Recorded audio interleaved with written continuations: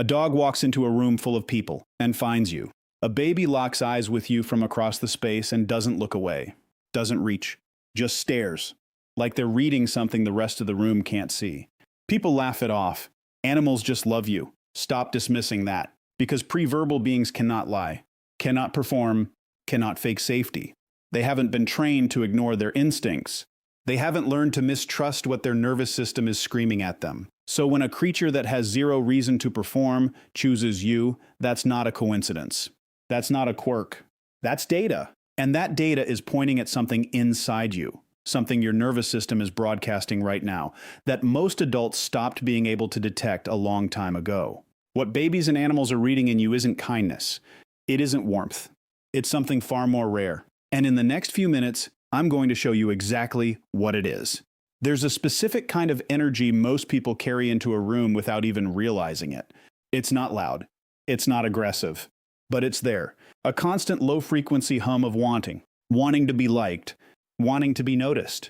Wanting the interaction to go a certain way. Wanting the baby to smile back. Wanting the dog to come closer. Wanting something, and from everyone, in every single moment. And here's what nobody tells you. That wanting has a feeling. It has a texture. It creates invisible pressure in the space around you. And while most adults have learned to ignore it, to smile through it, to politely pretend it isn't there, babies and animals never learned that skill. They feel it immediately.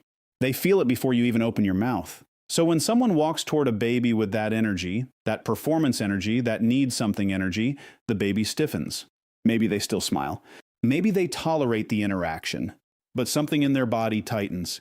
Because their nervous system is doing exactly what it was designed to do. It's reading the room. It's reading you. Now think about what you do differently. You walk into that same room. You're not trying to be calm. You're not performing relaxed. You're not strategically holding back your enthusiasm to seem cool or unbothered. You're just there, present. Not asking anything from the space, not needing the room to rearrange itself around your emotional requirements. And that baby, the one who was stiff a moment ago, turns their head and looks at you, holds your gaze, maybe reaches toward you, not because you did something, because you weren't doing something. This is what calm presence without agenda actually means. It doesn't mean you're emotionless. It doesn't mean you're distant or detached. It means your nervous system isn't sending out a signal that says perform for me or give me something or I need this interaction to validate me. And in a world absolutely saturated with that signal, your absence of it is extraordinary. Here's something worth sitting with. Most people, even kind people, even loving people, approach babies and animals as an experience they want to have. They want to feel the softness. They want to get the reaction. They want to walk away saying she smiled at me or he came right up to me. The intention is good, but underneath it is still a current of self, still a subtle reaching, still a want. You don't do that. Maybe you never learned how. Maybe life taught you early that reaching too hard pushes things away. Maybe you spent so many years absorbing everyone else's needs that you genuinely stopped leading with your own. However you got here, the result is the same. You enter spaces without demanding anything from them. And that quality, that specific invisible quality, reads as safety to every nervous system that hasn't been trained to ignore its own signals. Think about what safety actually means to a preverbal being. It isn't comfort. It isn't familiarity. It's the absence of threat. And threat doesn't always look like danger. Sometimes threat looks like pressure. Sometimes it looks like expectation. Sometimes it looks like an adult who needs you to perform happiness so they can feel good about themselves for 5 minutes. You remove all of that, without trying, without technique, without even knowing you're doing it, and the baby turns toward you. The dog crosses the room. The cat settles into your lap. Not because you called them, because you didn't need to. Most people hear the word predator and immediately picture something dangerous, something obvious, something you'd recognize the moment it walked into the room. But that's not the kind of predator I'm talking about.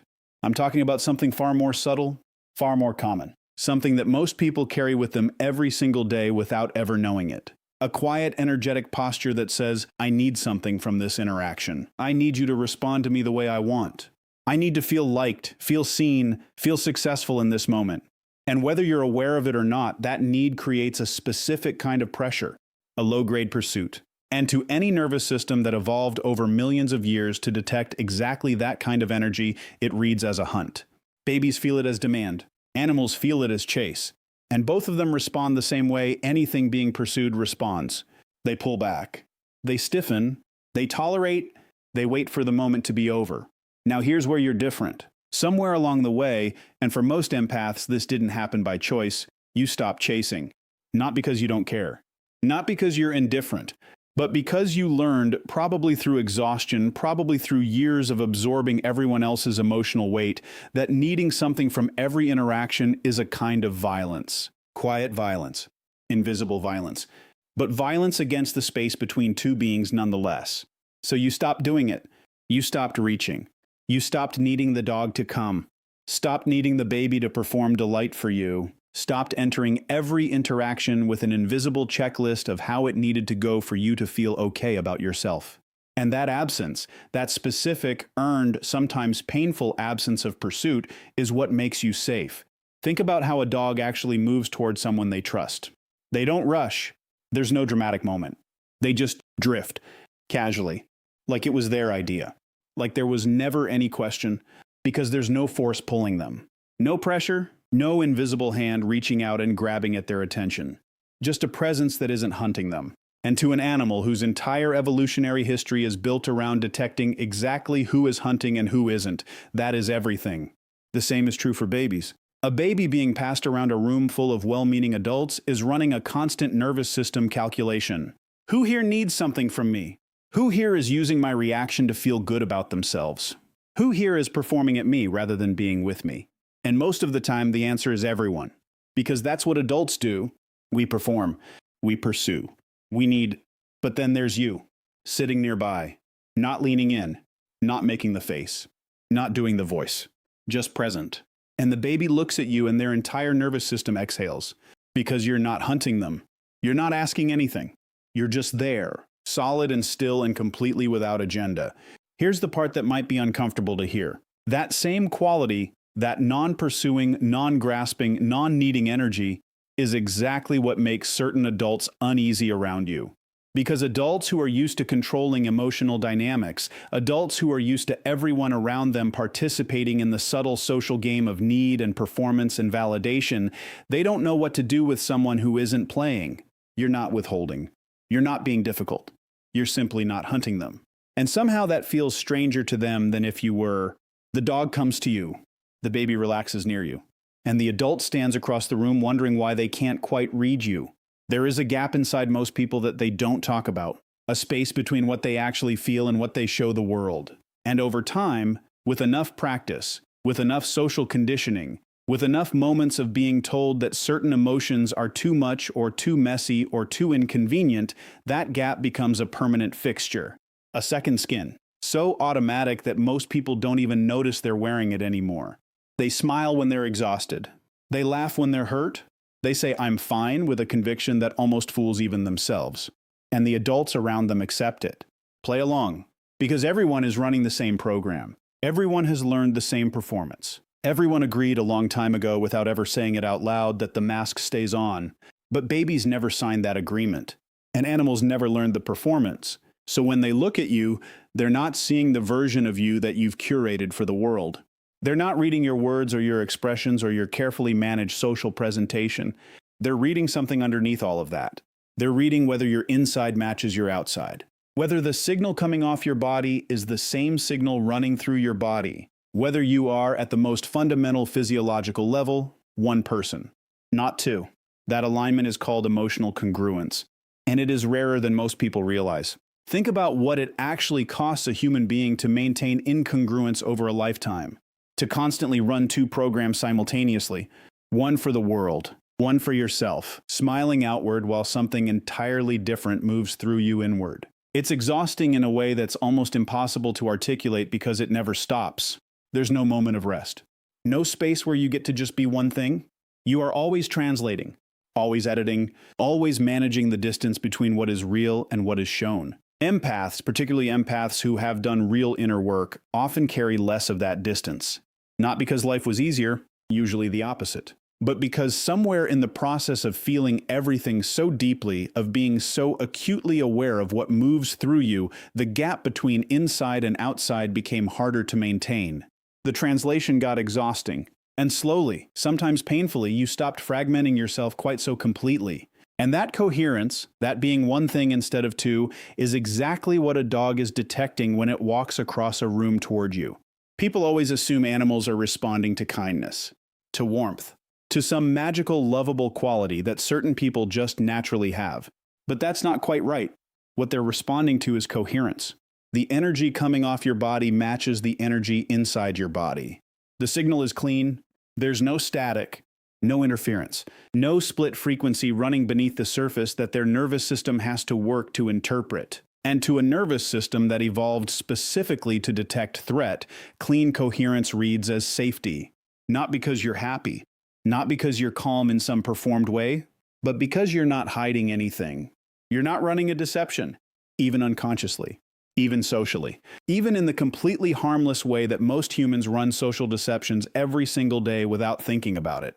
The baby staring at you from across the room isn't charmed by you. They're relieved by you. Because in a world full of adults whose insides and outsides don't match, whose signals are fragmented and noisy and hard to read, you are simple. You are clear. You are one thing. And for a being whose survival depends entirely on accurately reading who is safe and who is not, that clarity is everything. It's not just comforting. It's not just pleasant. To them, it is the whole world. There is a difference between looking at something and actually seeing it. And most people, even kind people, even genuinely loving people, have lost the ability to tell which one they're doing. They look at a baby and see cute. They look at a dog and see pet. They look at a toddler wandering near the swings and see adorable. There is affection in that. There is warmth. Nobody is being cruel. But underneath the warmth, underneath the cooing and the high-pitched voices and the exaggerated faces, there is a subtle but very real act of reduction happening. The baby becomes a feeling you want to have. The dog becomes an experience you want to collect. The child becomes a moment you want to perform delight at. They stop being a subject. They become an object. A soft, lovable, completely unintentional object, but an object nonetheless. And here's the thing about babies and animals that nobody tells you. They know. Not intellectually, not consciously, but in the deepest, oldest, most primitive part of their nervous system, they know the difference between being seen and being used. Even gently, even lovingly, even by someone who means absolutely no harm, because being used has a feeling. It has an energy. It has a specific physiological signature that their nervous system is exquisitely designed to detect. And when they feel it, even wrapped in the softest, most well-meaning interaction, something in them steps back. Not dramatically, not obviously, just enough. Just a subtle tightening, a slight withdrawal, a quiet decision made somewhere beneath conscious thought that says this person is not quite meeting me. Now think about what you do in those same moments. You look at a child sitting alone and you don't immediately perform at them. You don't manufacture enthusiasm. You don't reach for them with your energy before you've even reached for them with your hands. You just look. And in that looking, there is something different, something that most people have genuinely forgotten how to do. You recognize that there is a someone on the other side of that gaze. Not a prop, not an experience, not a feeling you're trying to collect. A being, conscious, present, already whole without your reaction to them. And they feel that recognition instantly. Think about what it means to be truly seen. Not admired, not adored, not turned into the cutest thing in the room. Actually seen. Recognized as a subject with an interior life, with a perspective, with a right to exist on their own terms without performing for anyone's entertainment. Adults spend entire lifetimes chasing that feeling. Pay therapists and coaches and retreat leaders to give them even a small taste of it. Write in journals and build philosophies around the desperate human need to be met rather than just observed. Babies and animals need it too. They just can't articulate it. They can only respond to it. And when you walk into a room carrying that quality, that genuine recognition of consciousness in beings that most people casually reduce, they respond to you in the only language they have. They move toward you, they hold your gaze. They settle into your presence like something in them finally exhaled. There's a particular moment that captures this perfectly. You're sitting somewhere quiet. A child nearby is playing alone. You glance over and they look up and your eyes meet. And you don't do anything. You don't wave. You don't smile on cue. You don't perform the adult acknowledging a child routine that everyone runs automatically. You just hold the moment. Let it be what it is. Let them lead it wherever they want to take it. And they keep looking. Because you didn't break it. Because you didn't make it about you. Because in that single quiet moment of eye contact, you communicated something that no words could carry. I see you, not what you look like, not how you make me feel, not the story I want to tell about this interaction later. You, the actual you, looking back at me right now. That is what you're giving them, and that is exactly why they never want to look away. There is a price to being the person that babies and animals trust without hesitation, and almost nobody talks about it. Everyone wants to focus on the beautiful part.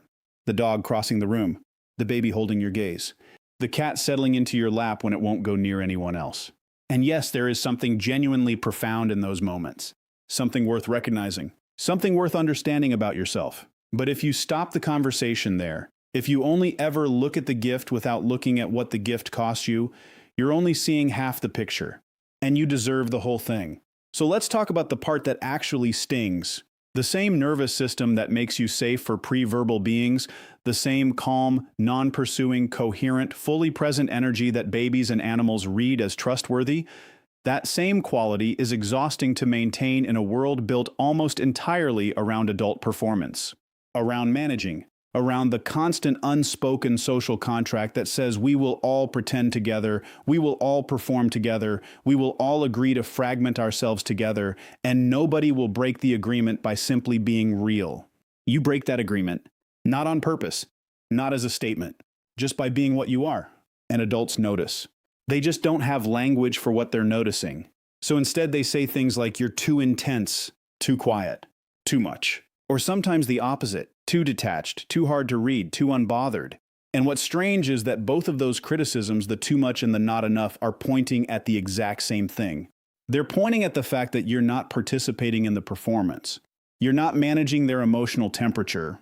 You're not working to make them comfortable in the way they're used to being made comfortable. And that absence, that very quality that makes a dog trust you and a baby exhale near you, creates a specific kind of friction with adults who have built their entire social existence around everyone playing the game.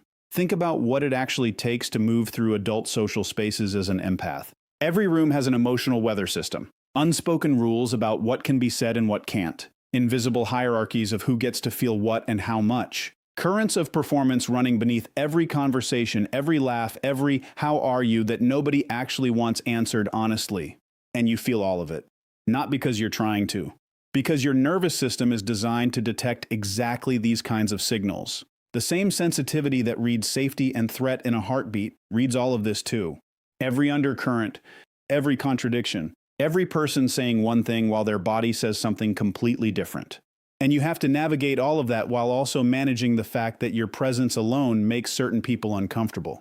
Not because you've done anything wrong, not because you're difficult or broken or too sensitive, but because coherence is confronting. Because being around someone who isn't fragmenting themselves, who isn't running the same split program of performance and suppression, holds up a mirror that most people didn't ask to look into. So you leave social gatherings exhausted in a way that sleep doesn't fully fix. You spend hours in your own head after interactions replaying moments, feeling the weight of every undercurrent you absorbed without permission. You sometimes feel more rested after an hour alone in nature than after an entire weekend surrounded by people who supposedly care about you. That's not weakness. That's not dysfunction. That's the direct cost of carrying a nervous system that never fully learned to stop paying attention. The dog finds you because you're safe. The baby trusts you because you're real. And the adults drain you because being real in a world addicted to performance is one of the most quietly expensive things a human being can do.